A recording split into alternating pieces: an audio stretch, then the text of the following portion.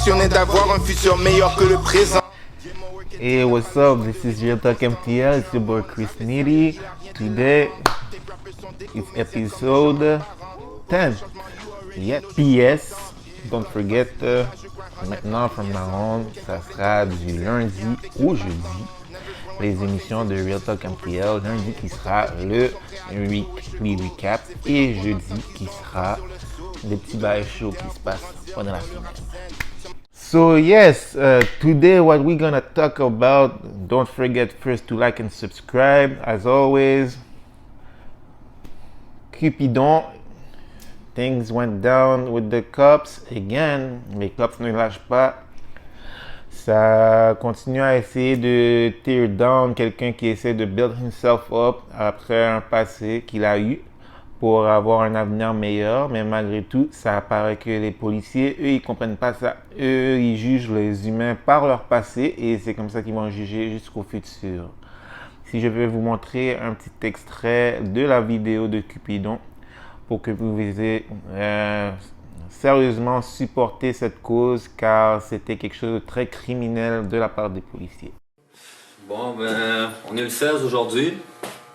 C'est désolant qu'il faut qu'on se parle aujourd'hui pour cette raison, mais aujourd'hui on fait une capsule vis-à-vis la situation qu'on vit, vis-à-vis les dilemmes avec la justice. On en vit beaucoup ces temps-ci. J'avais eu des fausses accusations récemment. Le monde qui me suit, ils peuvent le savoir. Je viens de beat un case, voilà, peut-être 3-4 jours maximum.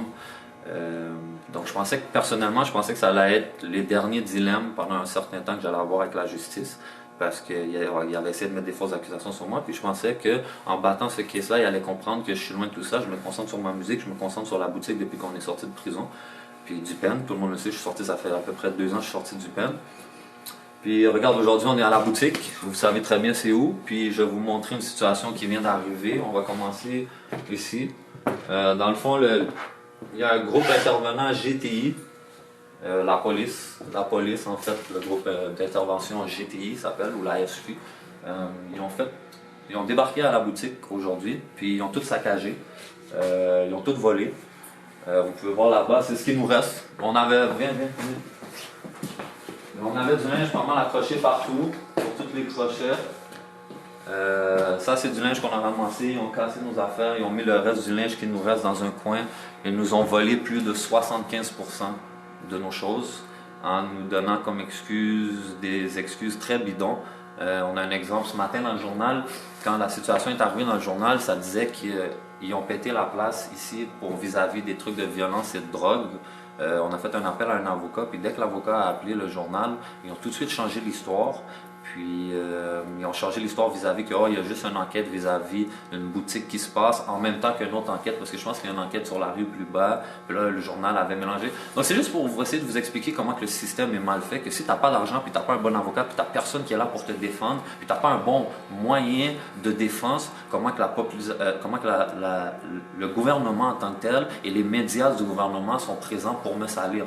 Vous comprendrez que ce matin, on me disait que j'étais là à cause de violence et de drogue, que la boutique a été pétée pour ça. À cause d'un appel d'un avocat, le tout a changé, l'histoire a changé. Donc on a déjà une preuve ici comment ils sont en quête pour essayer de me salir.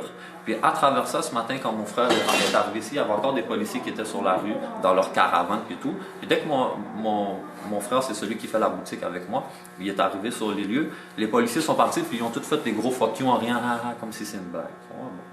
À la fin de la journée, je sais que mon passé, ça c'est pour tout le monde qui vont se dire les gars c'est des criminels, après ça crie victime, puis ça crie à l'injustice. À la fin de la journée, ça fait 2 ans que je suis sorti du pen. Mon passé me décrit, c'est mon passé. J'essaie de changer. Depuis que je suis sorti du pen, on ouvre une boutique, on fait de la musique, j'ai sorti un album, on travaille sur un autre album, on est dans 1 million de trucs qui est très légal, et que je paye mes taxes, et que je suis dans un paquet de dilemmes légaux que j'aurais jamais eu si j'aurais pas été légal, puis je me force à le faire, et c'est des répercussions comme ça que j'ai aujourd'hui. Donc c'est sûr que, sans vous mentir, ce matin j'avais le goût de lâcher tout, j'étais tanné, tu comprends, j'en ai pris un bon coup ce matin. Tout ici a été fait par nous, le plancher, les murs, la peinture, le linge, tout a été fait par nous. Je pense que vous le savez, je n'ai pas besoin de le répéter, le monde qui nous suit. Mais à la fin de la journée, je pense que je pensais pas jamais faire ça. On va demander l'aide du public.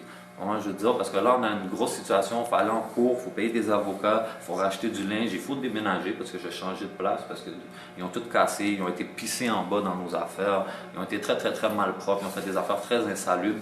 Puis c'est comme une game. Puis tu sais quoi, à la fin de la journée, c'est correct, on le prend. Maintenant, on demande l'aide du public, on veut avancer, on va continuer à avancer, on va payer nos avocats, on va payer, on va faire ce qu'on va faire, on va racheter du nouveau linge, puis on va recommencer à zéro. Donc, si vous êtes là, puis vous êtes présent, puis vous m'entendez, l'injustice est vraie, comment je veux dire, puis je me bats contre l'injustice, mais à la fin de la journée, ça ne va pas être donné, ça va me prendre du temps, ça va coûter de l'argent. Donc, si vous pouvez nous aider, nous envoyer des fonds, puis m'aider vis-à-vis de cette situation, c'est sûr que ça m'aiderait. Puis on va continuer à se battre, puis je ne vais pas abandonner, puis je vais continuer à faire de la musique, puis on va ouvrir un autre boutique, puis on va ouvrir d'autres choses. Donc c'est ça la famille. Stay tuned. On espère se revoir bientôt sur un sujet plus positif.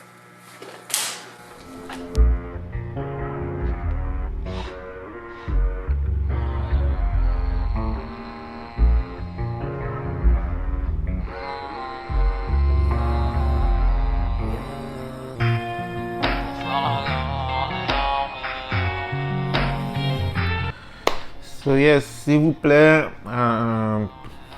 donnez des fonds pour surtout les rappeurs de Montréal que j'aimerais aller pour parce que, you know, I think it's important to support the other rappers qui sont des real, comme that's how real recognize real in a true definition.